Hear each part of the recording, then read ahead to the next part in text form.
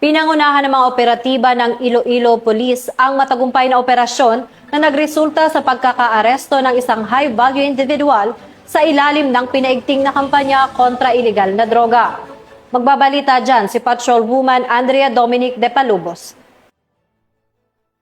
Muling pinatunayan ng Police Regional Office 6 ang kanilang matatag na paninindigan laban sa iligal na droga matapos maaresto ang isang negosyanteng itinuturing na high-value individual sa isang matagumpay na anti-illegal drugs operation sa Barangay Carmelo, Banate, Iloilo nito lamang ika-6 ng Nobyembre taong kasalukuyan. Ang operasyon ay isinagawa ng Iloilo Police Provincial Office Provincial Drug Enforcement Unit Team 2 katuwang ang Banate Municipal Police Station, 2nd Iloilo Provincial Mobile Force Company at Provincial Intelligence Unit.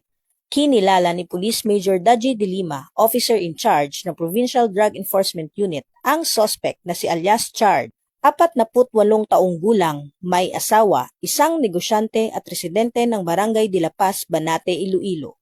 Nasamsam mula sa suspect ang 3 sachet ng hinihinalang shabu na may kabuuang timbang na 72 gramo kasama ang marked money at non-drug items. Kasalukuyang nasa kustudiya na ng Banate Municipal Police Station ang suspect para sa tamang disposisyon at nahaharap sa kasong paglabag sa Republic Act 9165 o ang Comprehensive Dangerous Drugs Act of 2002.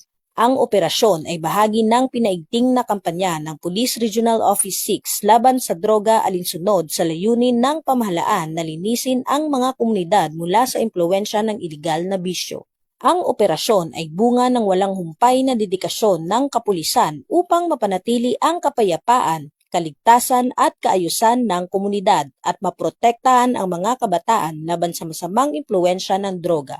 Patuloy namang nagpapatupad ng masinsinang anti-drug operations ang Police Regional Office 6 sa buong Western Visayas upang masiguro ang kaligtasan, katahimikan at disiplina sa mga komunidad.